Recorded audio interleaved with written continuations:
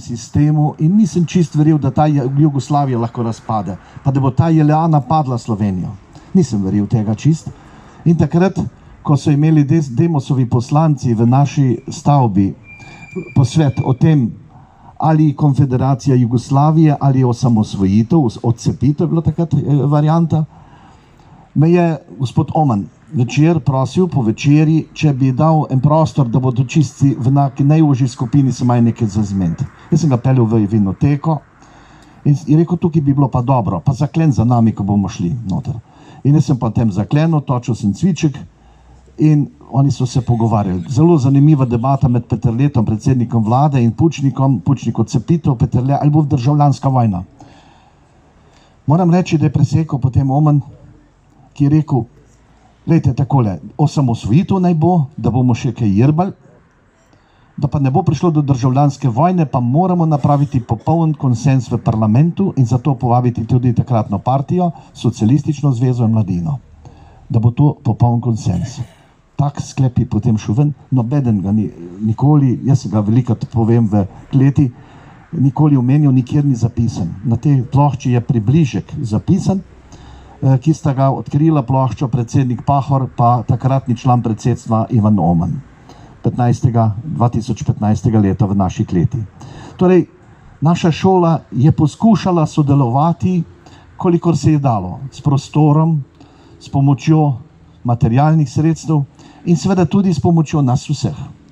Tudi sedaj, dragi veterani, moram reči iskrena hvala v imenu vseh naših učiteljev, vseh naših sodelavcev, dijakov, študentov, staršev, v imenu vseh dijakov tudi drugih šol. Res iskrena hvala, ker ste dali za našo novo domovino, Slovenijo. Še posebej pa naj bo tista hvala, torej tudi hvala tudi vsem teritorialcem in vsem, ki so tako ali drugače neopaženo pomagali k temu projektu, tudi politiki. Mislim, da smo dolžni se tega spominjati, dati v našo zgodovino črno na belo in temu primerno tudi služiti domovini vnaprej. Lahko rečem še nekaj. V Novem mestu smo bili prvi v Sloveniji, ki smo si zgradili politično koalicijo, ki je bila levo-desna, Demos plus ZSMS. Boštjan Kovačič je bil predsednik takrat izvršnega sveta, jaz njegov podpredsednik. V 5 letih tega delovanja, tega izvršnega sveta se niti enkrat nismo spraševali, kdo je kdo. Marjan Dvornik je bil predsednik vseh zborov skupščine. To se pravi Demokratična zveza, Krščanski demokrati, Kmečka zveza, ZSMS, smo držali skupaj, niti enkrat se nismo vprašali, čegav je bil kdo in lahko rečemo, da smo temu mestu, tej občini, tej deželi dali marsikaj, čeprav smo bili izredno mladi, rekli so celo, da smo otroška vlada. Naredili smo izredno močen naskok pri subvencijah za kmetijstvo, naredili smo obveznice za par proračunov občine, da smo zgradili marsikakšno šolo, telovadnico, most, štadion in podobno in poasfaltirali marsikakšno cesto.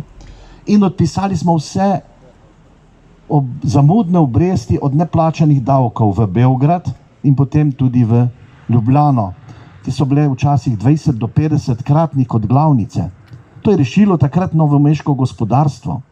Nas so seveda tudi poskušali maltretirati, da smo to delali zaradi kakšne koristi. Nobene koristi ni bilo. To smo naredili zato, ker smo verjeli v domovino. In jaz si želim ob koncu, da verjamemo v to našo domovino tudi vnaprej, zato dajmo podučiti vse najmlajše, ki o tem ne vedo nič, ali pa zelo malo. Noben učbenik še ne piše o tem. Noben od vas, ali pa malo od vas jih je šlo nagovoriti marsikakšne učence v osnovni šoli ali v srednji šoli. Rabimo to, ta spomin, da bomo znali svojo domovino ceniti. Slava pa vsem, ki so dali tudi življenje za to domovino.